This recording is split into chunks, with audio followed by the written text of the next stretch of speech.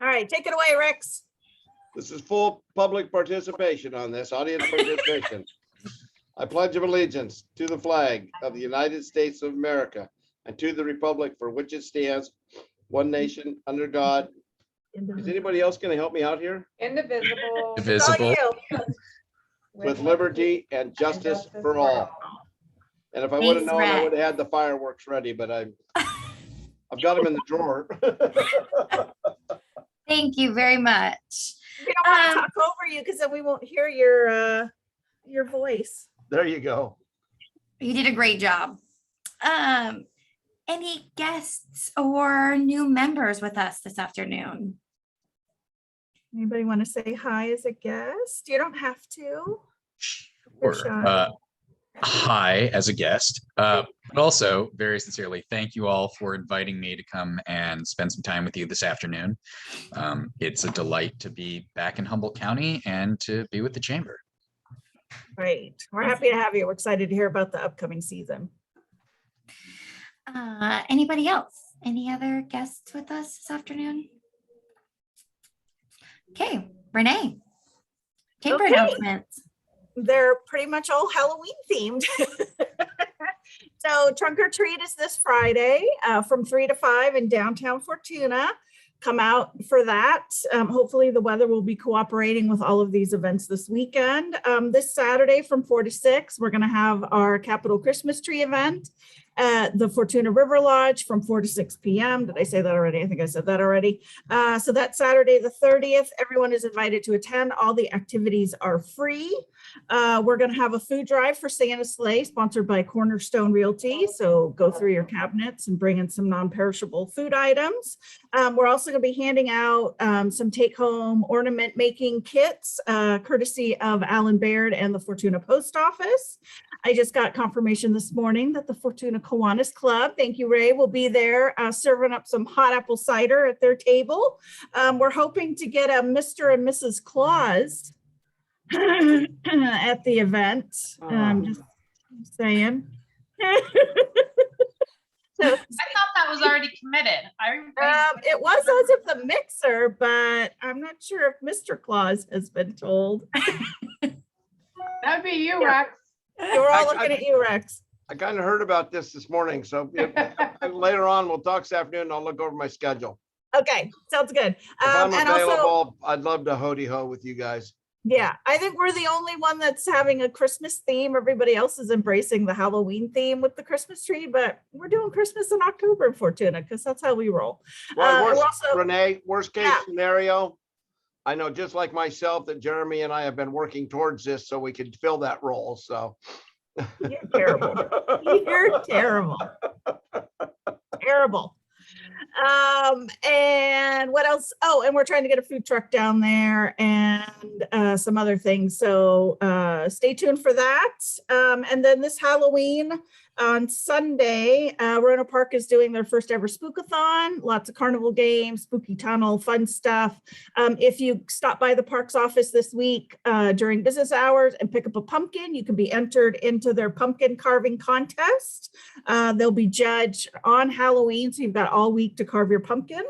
Let's see. Oh, if you did not select a federal and state employment law poster during your membership renewal period, we will be placing an order in early December. So let us know by December 1st if you need one of those combo posters. They are available in paper and laminated and in English or Spanish. So just give us a call or send us an email, how many you need and in which language. And if you want paper or laminated, the cost for the paper is $35 and laminated is $45. And that includes tax and shipping.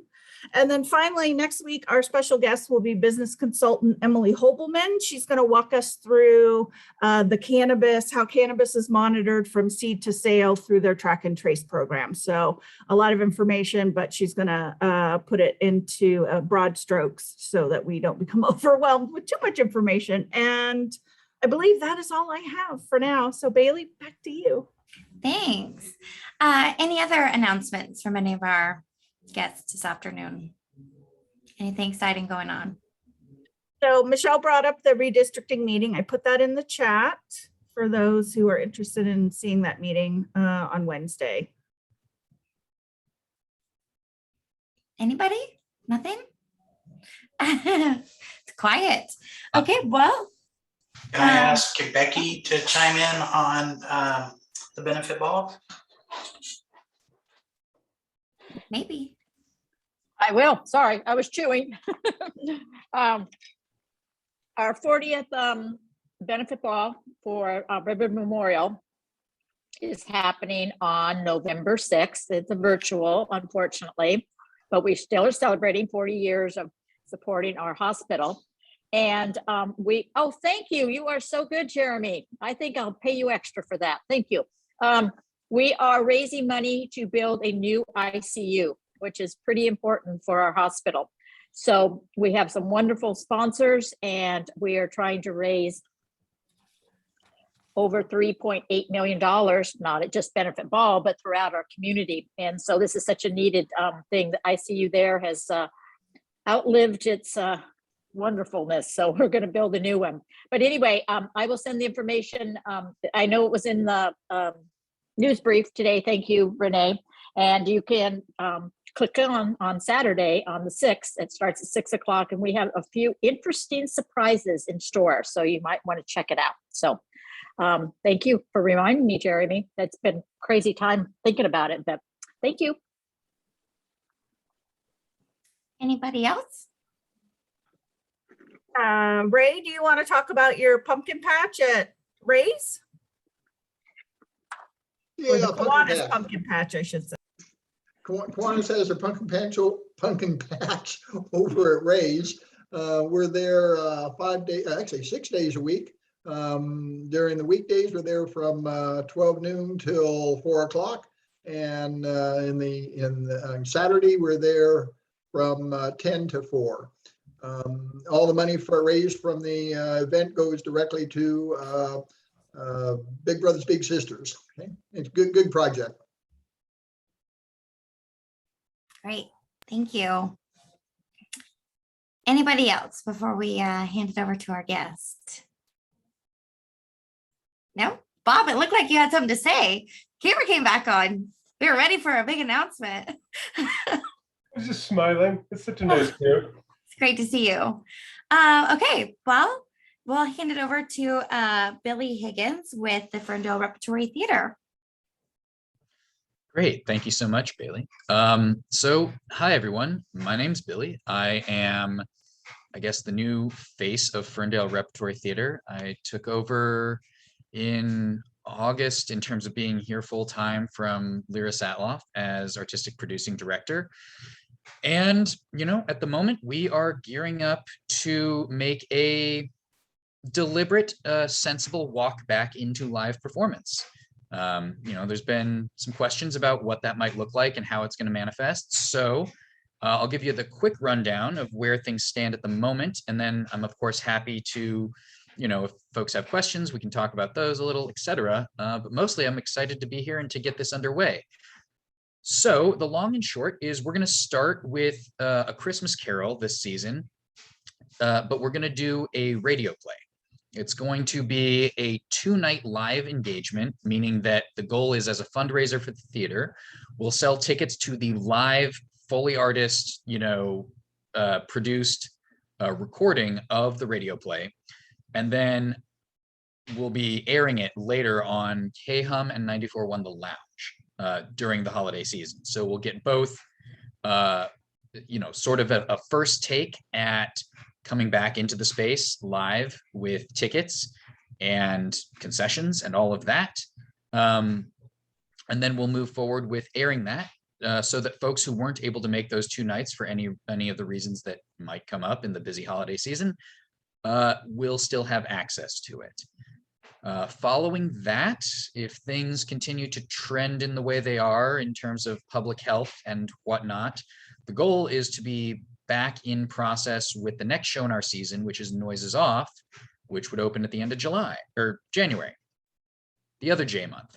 So that would open end of January, and then look for a spring musical following that, which at the moment we need to do a little bit of shift, because just as we are waking up, you know, from this 18 months of dormancy, So too are many national touring companies, and it looks like the rights to Fiddler on the Roof were bought out exclusively for the spring by a company that is touring the East Coast. Now, it's one of the, the lucks of the draw when you come to an organization like this. And so I'm actually in meetings with members of my board and a quick select ad hoc committee to fill that slot.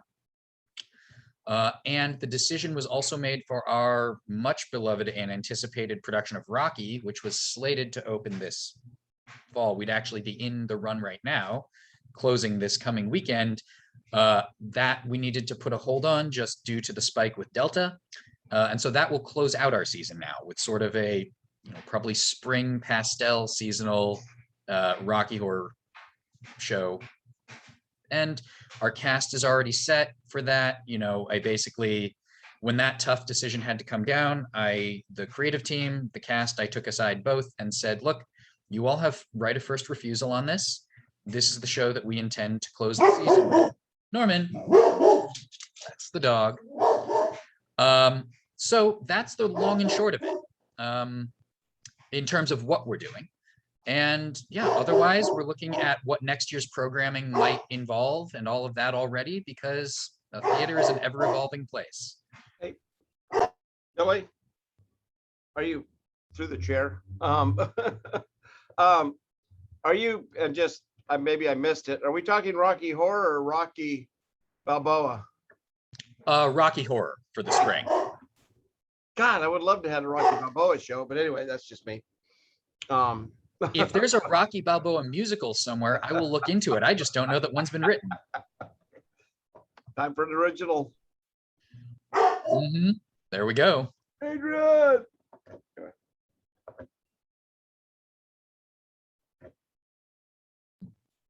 So All right, that Billy, is, go ahead.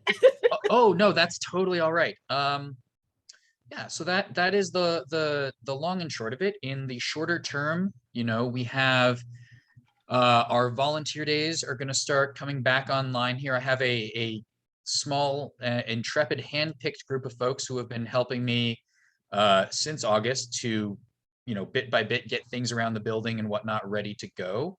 That, by invitation to our Rocky cast, as well as other members of the community, is going to start broadening to more and more invited people in early November. And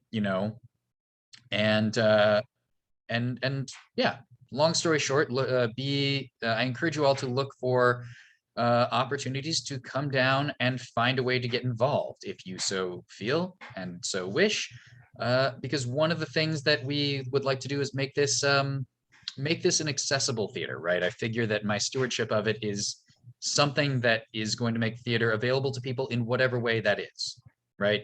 Many of us think, okay, maybe I'm not up for going out and auditioning. That's great. I would love to help, get you hooked up with the folks who can teach you lighting or, concessions or any of the myriad other things that need be done. Let me see, oh, wonderful. Thank you. I'm just getting some texts in the chat. And so thank you so much. And yeah, just folks showing interest in sponsorship for the season, which of course we're always looking for and always delighted to partner with folks in the community to do that. So thank you. Any other questions about the quick rundown of what the year looks like? Are You gonna want to do give us do you want to give us a little background on the first one, Noises Off? Sure, absolutely. So Noises Off, it's a smaller cast show. I believe it's 7 or 8 actors. It's comedy. It's fast-paced comedy. It's like almost a symphony of, people's feet in buckets and falling downstairs. And the through line of it, right, is it's what's happened. So the term Noises Off is theater professional jargony slang for literally noises that happen off stage that may not, people whispering in the wings, something drops that isn't supposed to drop. That's where the term comes from. And the entire show is basically just a madcap of a show going haywire wrong, but from the backstage perspective, right? So it's actors entering, trying to rush to a new entrance and then leaving again, and all of the thousands upon thousands of things that can just go wrong in making live theater, which pokes fun at it. So yeah, that's the what it's about. And it's a fun one. I remember doing it myself way back in the day, and it was fun then, and I'm looking forward to it now. That's a hand up, I think. Denise, is that right? So thank you. Hello. So you mentioned something about you're back in the area. Did I miss? Yes. Can you tell a little bit about yourself? Oh, absolutely. Right. Yeah. I got the theater out there. We'll do the bio of me just briefly. So I was born and raised in Northern California, south of here, closer to the Bay, in the Bay Area, Western Bay Area, West Marin, little town of Nicasio, 8 kids in my graduating 5th grade class, and went away to college in Wyoming. So did my undergrad in BFA in theater and dance at the University of Wyoming in Laramie. From there, went to Ireland, did a master's degree in playwriting and critical analysis at Trinity College, Dublin. Came back from there, was working as an actor in the Bay Area for a while and a shop carpenter, and basically came back and said, okay, I'm coming home. I'm going to be a professional artist. And I was, because I was hustling through the runaround of every theater, right? Teaching education programs, acting, directing, just running place to place. Came up to Humboldt County for the first time, beyond just a good camping trip, to go to Del Arte, did their MFA program, and finished up there. Was in a few more shows down in the Bay Area shortly thereafter. Got into circus as well as theater, wound up going out to the East Coast to work in the circus. Spent a little bit of time in Central Asia, working with the US State Department as a cultural ambassador with our embassy and the National Institute of Culture and the National Circus of Turkmenistan, or what they call the Turkmen State Circus. Came back, moved to New York, spent 4 years and change in New York City, working on the movement faculty at the Stella Adler Studio of Acting on Broadway at 65 Broadway, and touring shows, producing shows, doing the working artist thing. Did some more work back in the circus up in northern Vermont, and was running between New York and Vermont when the great Panini hit of 2019. And this opportunity came up, and I said, yeah, I liked Humboldt County. I enjoyed my time there. That was a fantastic number of years. Let's come back. And this time, let's come back and be able to leave Blue Lake more than once a month. So here we are. I have more questions on your time at the circus. Sure. Any details? Long story short, I worked as, doing partner acrobatics and clowning primarily. So the theater skills translated pretty directly, right? I started a bit late to be an aerialist, but that's all well and good. And then the other thing that I worked in there quite a bit was act creation, right? So someone who has a lot of technical skill, maybe they're a great Chinese pole artist, but they don't really know how to wrap a story around their act to get booked. And so a lot of my coaching in circus, aside from the technical skills, comes from that world, which again, started with my relationship in theater. So that's the thumbnail sketch version of how that all came to be. No, that's fascinating. Thank you. Love that. Sure. Thank you, Renee. I think I saw another hand as well. Was that? Yeah, I think I saw Mike Losi popped his hand up. Yeah. Maybe I asked his question. Maybe he has. You did. I wanted to know what he did in the circus, if he worked with elephants or tigers or what. Mm-hmm. So I had a student when I would, so I've coached circus in New England, New York, and Central Asia. And I had a Turkmen student who was a monkey trainer. And, I grew up with animals. I grew up with dogs and horses. As you heard my, the symphony of my dog Norman a little earlier. But, I know enough people that are animal trainers, but that, I'm like, hey, I know what I know, but, I also know what I don't know. I did, because we didn't have an animal trainer on hand, because they were hoping for one internationally to kind of compare notes with. So I shared with him a little bit of clowning technique to train his macaque, which seemed to work somehow.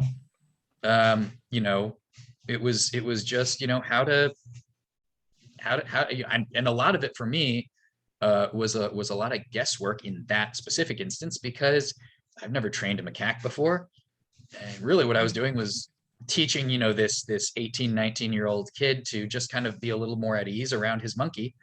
And that the monkey, kind of like a dog, right? Like animals have a really good way of reflecting whatever the emotional state of the person they're working with is. And so, a lot of it was just simple things, like he was really, really tensely holding the chain of the leash around the monkey's neck, and the monkey was uncomfortable. And I was like, okay, relax your hand a little. Oh, look, the monkey's calmed down. So that's one anecdote of it.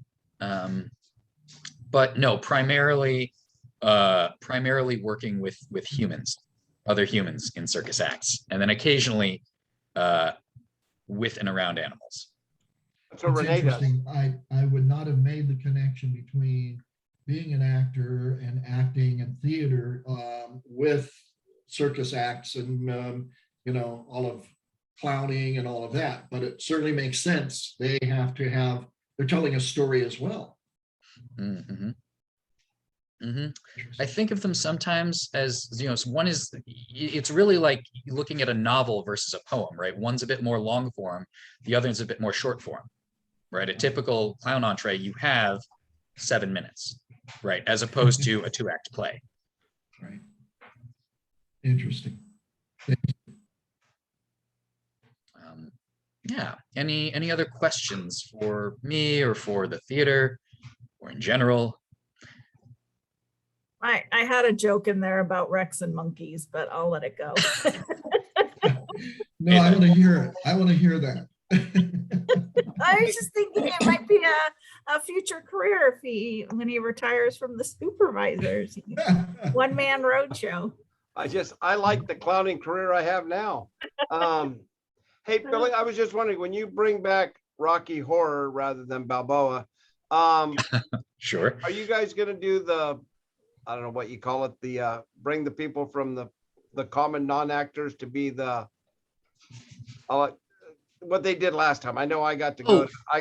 Sure. The participants, folks being able to dress up. They asked me if I'd play this little role, and little did I know that I ended up with about 30 speaking lines in the thing. Yeah, no, thank you. And they yell at you.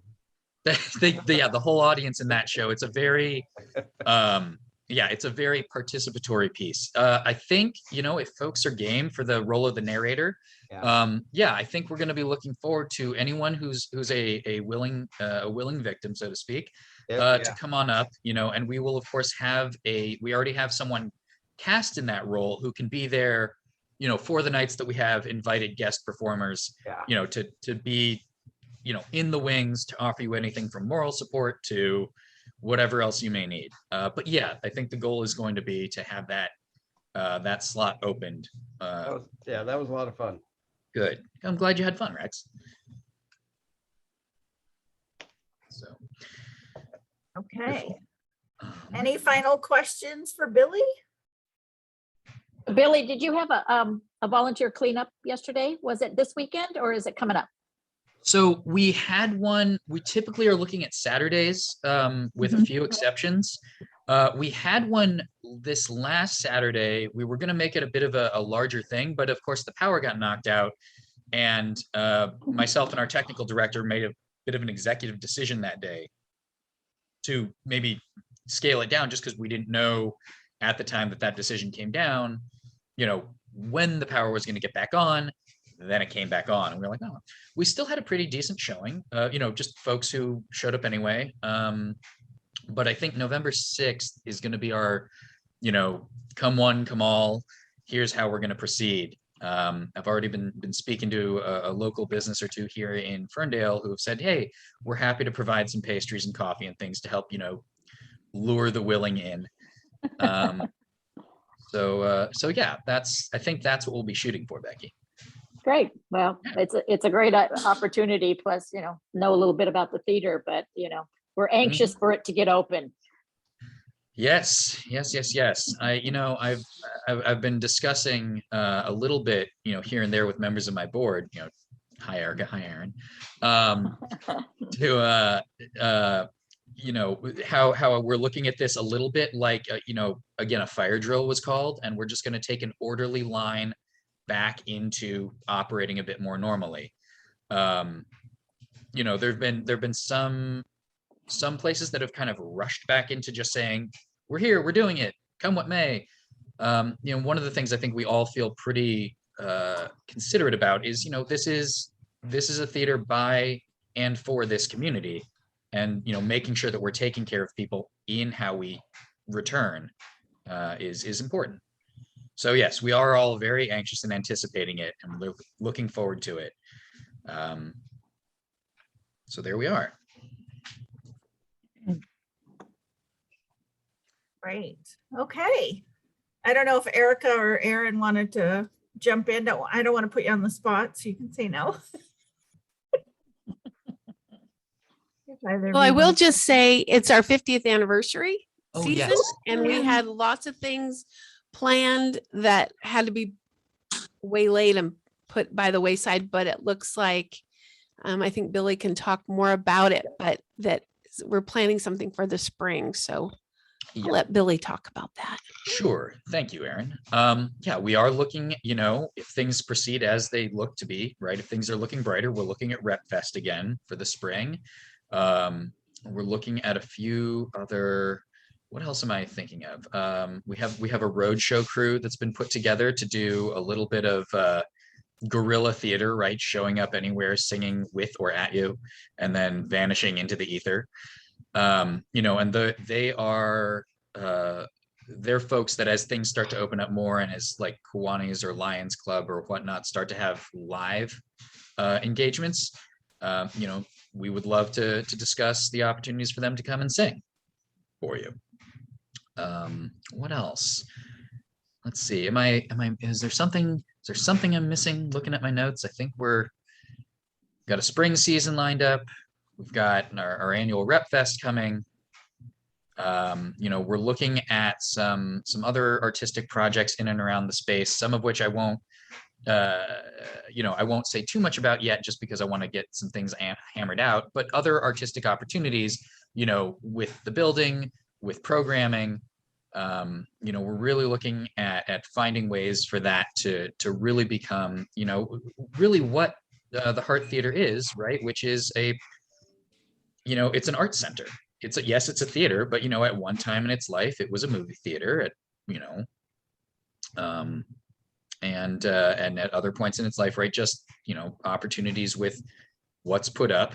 We've started. I would encourage any of you, if you happen into Ferndale, swing on by and check out. We're starting to drop a few things seasonally into the front window. I believe right now there's a lovely gentleman sitting at a table with a candle.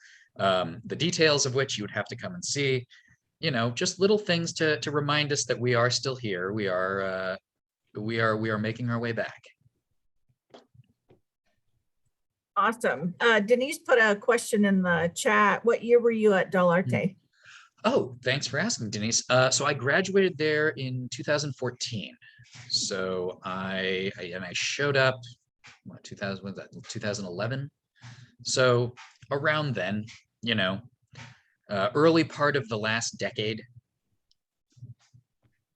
I think you were prior to, there was a group that did a Alice in Wonderland's, take on sex trafficking.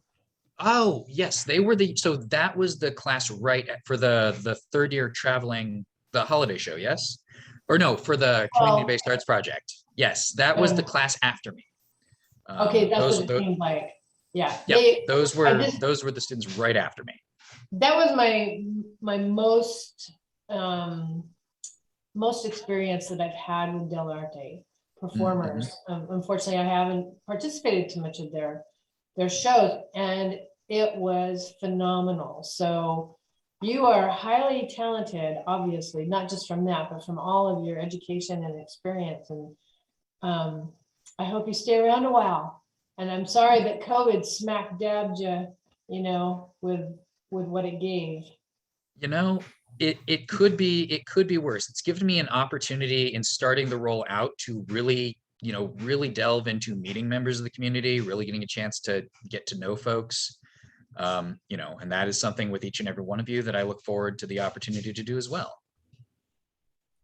We're really lucky to have Billy at the helm of Ferndale Rep, and I hope you all have a chance to come see what he has up his sleeve. This season, he was it was gifted to him because we had to have a 50th season, but next season will be all him, and I think you'll enjoy both seasons and hope you have a chance to cross the river and support the theater. Great. Okay. Well, with that, Billy, thank you so much for being here. We're excited. Oh, and thank you all. Norman. Thanks, Norman. Yeah, thanks, Norman. Erica, did you have something you were muted, or were you, or not?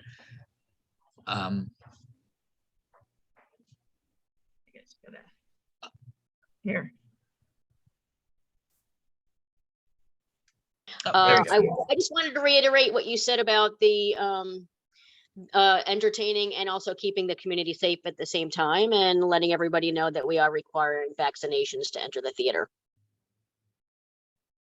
Yes, there is that. We are following in step with, just to touch on that, right? Like good jurisprudence from our industry, which works a little bit different than food service and things like that, where you can space tables. You know, obviously we can sell fewer seats if we had to. But the idea right now, looking at what the major arts and entertainment venues around the country are doing, is that is part of the equation of how they're being able to reopen safely. So just another encouragement for that. You know, thank you, Erica. With the vaccination, do you offer a 72-hour negative test result in place of vaccination?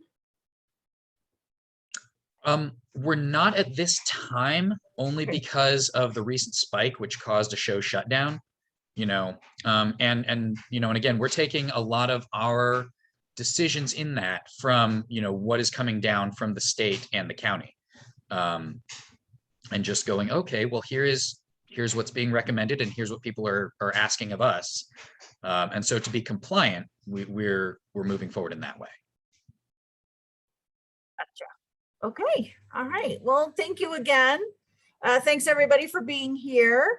And we will see you next week with Emily Hobelman to learn all about the Cannabis Track and Trace program. So without further ado, make sure you come by. We got lots of stuff happening in Fortuna this weekend. Come fall in love with Fortuna, and we'll see you guys next week. Bye, everybody. Bye, kids. Bye, thank you.